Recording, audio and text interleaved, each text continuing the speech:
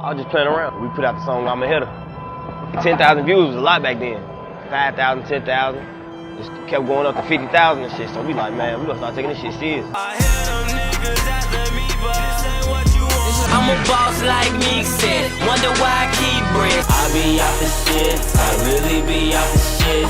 Only the family in my ass and bitch are right here. Lil Durk, OTF, what you do, man? Let him ride crazy, man. Lil Durk is here, ladies and gentlemen. What up, man? Don't be for mupo, this rap shit is foo-foo.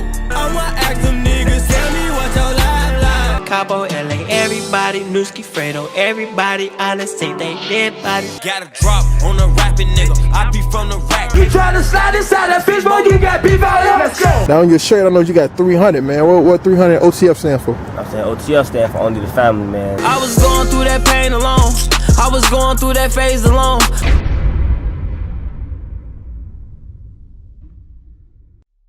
What's going on, man? Let us know, let us know who you are. Let us know who Lil Durk is. Chicago artist, trying to be on top, number one. Number one, what you think it's gonna take to get there? Hard work. What kind of hard work? Hard work is everything these days. Videos, music. As long as you put them out, you'll be on more shit. Durk Banks, aka Lil Durk, was born and raised in the south side streets of Chicago, Englewood to be exact. Growing up in Chicago was pretty rough for Durk. He didn't really have a father figure either in his life, since his pops, Big Durk, was arrested back in 1993 for getting caught up in a crack cocaine distribution ring, receiving life in prison when Durk was just 7 months old, bruh. It was two ways, basketball or streets. Basketball ain't for everybody, man. My daddy went to the Fed, lost 7 months. Hopped to the streets. I was like 10, 9. Durk's father was actually released last year, as you can see here. He didn't really care for school either and dropped out of high school. Soon after, he joined the Black Disciples, a notorious gang that plagues the Chicago streets. They even caught his dad with $8 million worth of drugs or some shit. Crazy. Yeah, I caught $8 million in like 6 bricks. Like $8 million in 6 bricks. Favorite story right there. Shit. Durk was actually making a few songs here and there before he even blew up. Lil Durk, yeah, I heard of him. Word around, I be that man. BBG 220 shit. Keep the green like Peter Pan. 300 bulldogs, you know we running packs. We don't need extra niggas to tell us where it at. Yeah. I feel good. Young Money. Lamb run lifestyle, might just make it. Lamb run. 300, if you ain't with Lamb Run, you ain't getting money. Durk even started his own crew back in 2010 with OTF, Only the Family. But it wasn't really until he dropped these 2 songs and music videos on YouTube with Sneak Dissin' and I'm a Hitter. You can keep a wife a lover, D-Thing already fucked, Charlie already love her. I'm a hitter by myself, I'm a hitter by myself, I don't need nobody else. He then went on to drop his debut mixtape, I'm a Hitter, in August of 2011. Lil Durk was just one of many Chicago drill rappers that were hot during the time, along with rappers like Lil Reese, SD, Fredo, Ball Out, Tato, you name it. And obviously Chief Keef, which was actually the reason I got put on to Lil Durk, with one of Durk's videos being recommended on the side of a Chief video. Durk was starting to gain his own buzz and wave during this time, but he ended up getting arrested towards the end of 2011 after he was pulled over and had possession of a gun. He served 3 months in jail before he was released on bond. I'm trying to push you like that in the ball.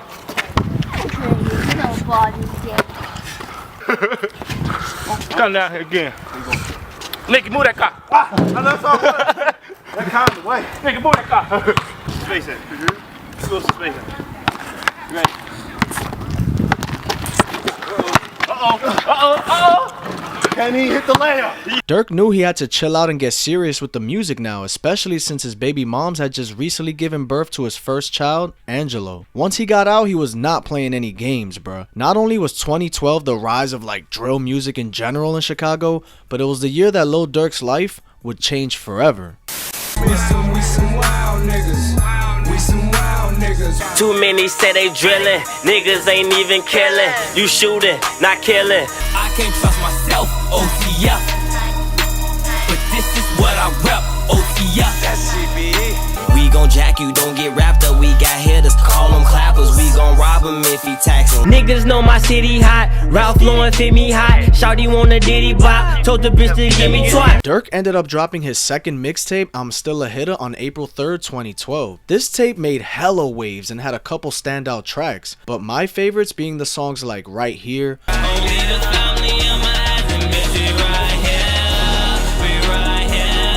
which got remixed by Meek Mill at the end of the year, Eater, which eventually got a remix with Soulja Boy,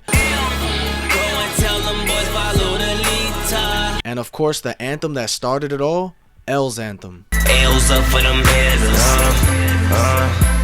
Throw the L's up for them heads. This is a song that many would say started the whole war in Chi-Raq. If you look at the YouTube comments now, many of the community know about this. Another Chicago rapper, Rico Reckless, even says it here in this clip. All that BDK shit started, nigga, really because of Durk. Lil Durk started all that shit, bro. My own niggas don't trust him. Brick Squad, I said fuck him. Whoop with him, so fuck him. So he basically just put us, and this was a hit. I never take from the man, the song was a hit. So JoJo, he instantly, wow, niggas wanna say fuck Brick Squad, fuck us.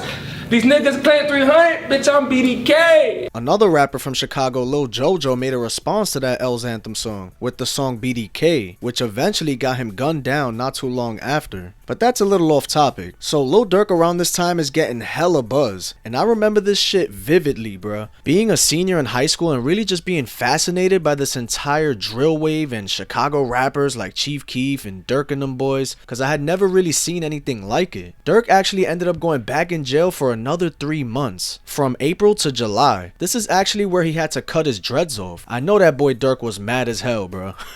When I went to jail, that's one of their processes, cutting your hair. They sent me to the hole.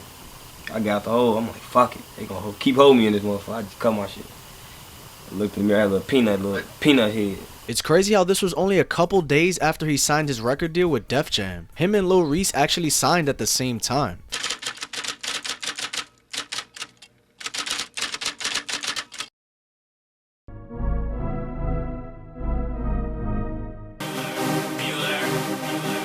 Def Jam, they sent me complete my dream as a kid. Durk comes out of prison for the second time and drops the song 52 Bars. Now with Durk buzzing heavy, he ends up continuing the heat with a mixtape called Life Ain't No Joke on October of 2012, with bangers such as Rider, Molly Girl, and Days of Our Lives. Man, I used to bump these shits on the daily, bruh. It's smoked up, no hot gas.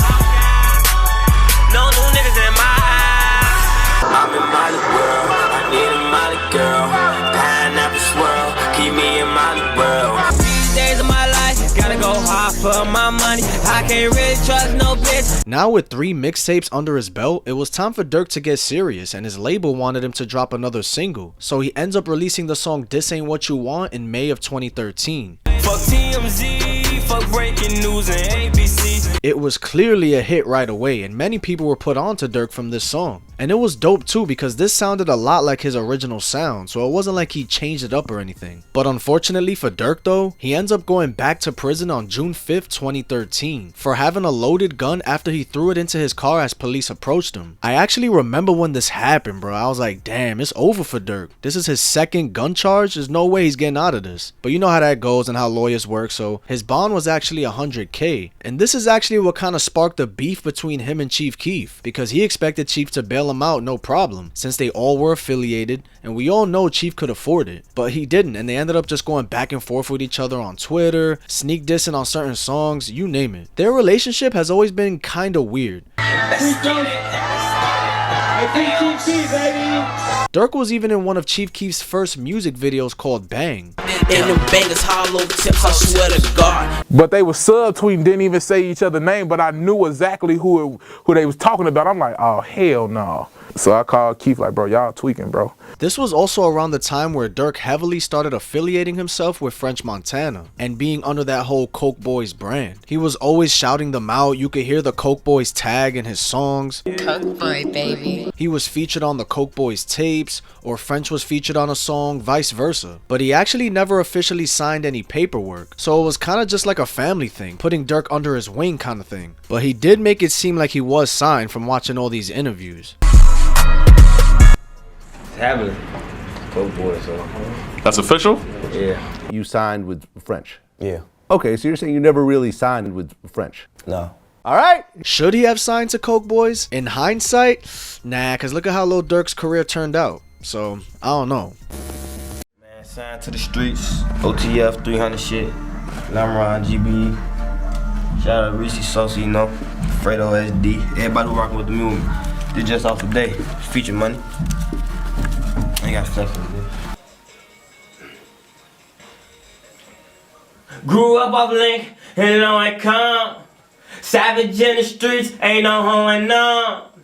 I be sipping lean until my face is numb. Later that year though, after a couple of delays, he ends up dropping one of the hardest tapes of 2013, bruh. Let alone one of my favorite mixtapes ever, with Signed to the Streets. Hella bang rolls, all the bang rolls ain't yours. I just brought a chopper with 100 rounds. That's why my niggas going bananas. Body bag, for them they done chopped his ass. No parole, but the pull I got, it done dropped his ass. Hit up, my niggas drillin', my niggas when they don't get hit up, my niggas drillin', my killers itchin'. Got new baby, nigga tryna ride me, run up on me, nigga must be crazy. There's just way too many bangers on this, bro. This was actually supposed to be the original cover for it. Trash. I remember taking driving classes, bumping this shit with my driving instructor, bro. She was always like, why do you listen to this violent stuff? I was like, listen, bro. Introduce me to the streets. He also ended up dropping 52 Bars Part 3 at the end of the year. Shit was gas. I got my gang. You a whole nigga, I got your chain. 6 shots to you mention my name.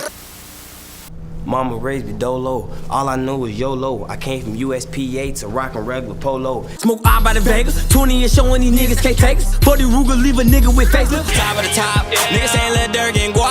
Never white, never seen with a thigh. One thing never seen to the cops. Daddy got the 40, I got the Mac up. Bullets to his face, police call for backup. It's all bad for a nigga. New setup is all sad for a nigga. 40 Ruger shooters. Gave out what I had for a nigga.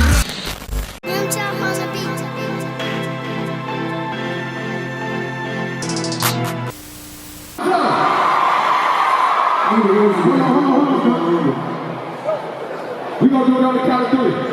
You ready, Mike? Yeah. 1, 2, 3. My boy play no games, keep marks, need no aim. Lil Durk need no fame. Pints in